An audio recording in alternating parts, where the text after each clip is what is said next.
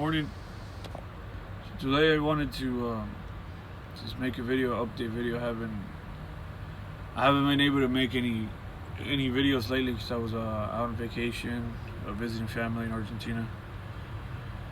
And for those that don't know, my wife was pregnant for the last 2 months, 3 months. And the reason why I say she was because we lost our baby.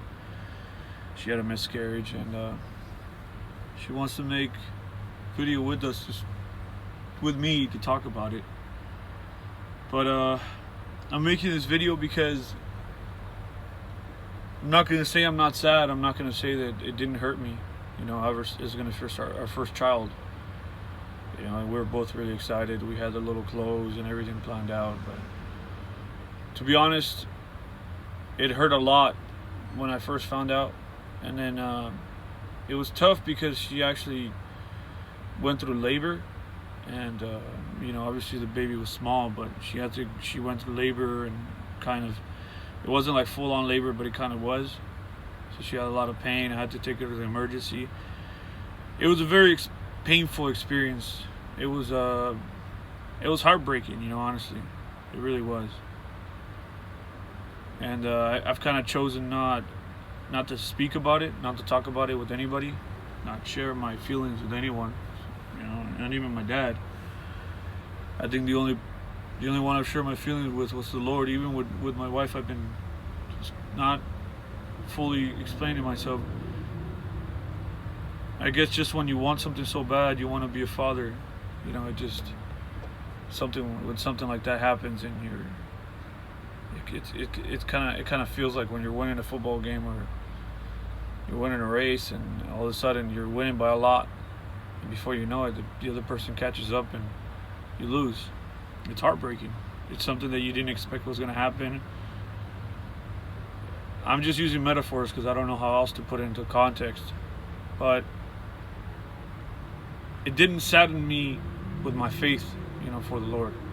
And that's why I'm making this video overall, because I know who my Redeemer is. I know who God is. And I know that if these things happen, it's for the better of the baby. I don't know if he was well, if he was not. I don't know. But I know for a fact that my baby is in heaven. And I pray to God one day I could see him, and my wife could see him as well. And I'm thankful to God that it didn't happen when my wife was further along in the pregnancy, because I think that would have been a lot harder. A lot of people lose their children when they're alive, when they've lived for, you know, even 10, 20 years, you know. And losing a child at that age is just tough. It's really tough because you already know how they are, you know their character, you know their demeanor. And I wanted to make this video because for all those people that I know, maybe you've lost somebody or you lost something, God still loves you, you know.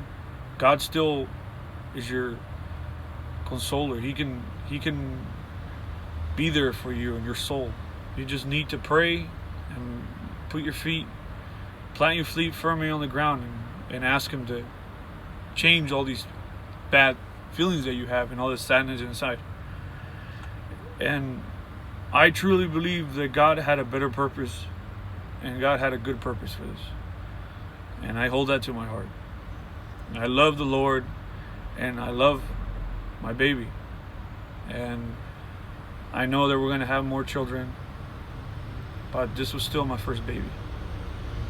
So I'm just making this video because I want people to know that no matter what you go through, there's always a Jesus. There's always a Lord, a God that's called Jesus Christ, that he gave his life for you, and he gave everything for you. And his Father had to give him up for us, and he's there for you when you need him. And there's no time for you to be sad, and there's no time for you to give up. If you need to grieve in that moment, grieve. There's nothing wrong with that. There's nothing wrong with crying. But the longer you prolong that, the longer that you cry and you sit there and you just feel sorry for yourself, the worse it's going to be. You know, we need to stand up and take hold of the promises that God gave us and hold on to those promises and move forward. I believe that next year is going to be a blessed year, and I believe in my heart, I know it for a fact, that we're going to have another child very soon. So I honestly didn't want to make this video without my wife, but I feel like me not being able to talk about it, I have to do it. And quite frankly,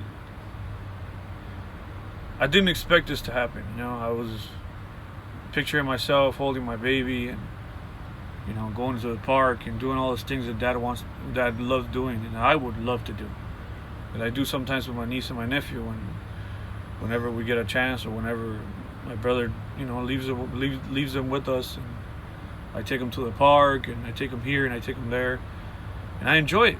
I do enjoy it. You have to have patience with children, but I enjoy it. I love children. I just always wanted to have my own child, or children, more than one.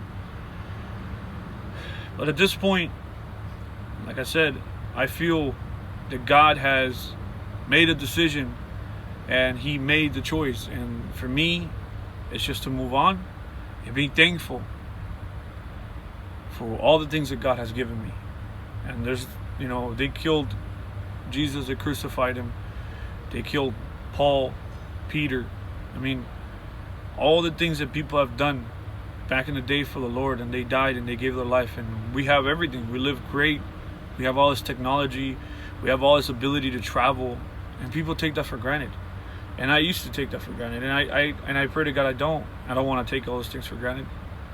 So if hopefully this helped anybody to realize that no matter what we go through, there's always a solution. And no matter what we go through, there's always hope in the Lord, that He's going to take you out of those really bad, depressing moments.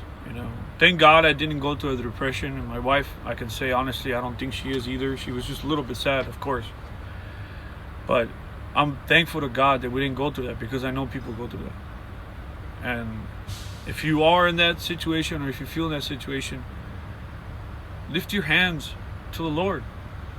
Bow your knees and ask Him to take you out of the situation. You have control of your own life. Don't ever let anybody tell you that you don't control your life.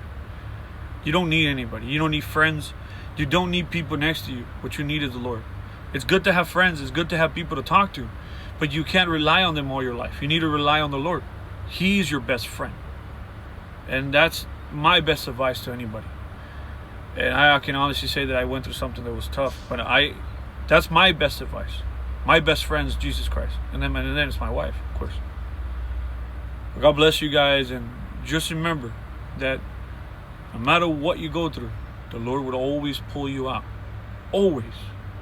Always.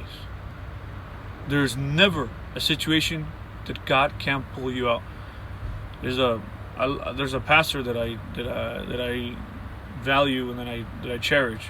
He's a family friend, and he always has those words that says, "Is there anything that's impossible for God?" And obviously, there's nothing. But he makes you think, and then when you actually realize it, you're like, "No, God is God." So, God bless you guys, and if there's any questions or anything you guys want to talk about, leave it in the comments. All right? And we're moving forward with the Lord, and next year there's going to be a lot more blessings. And I'm not just saying that like a cliche. I'm not saying that just to say. I believe it with my heart, and I've seen many miracles in my life. And this is not going to deter me from believing in the Lord. God bless you guys. Have a good morning.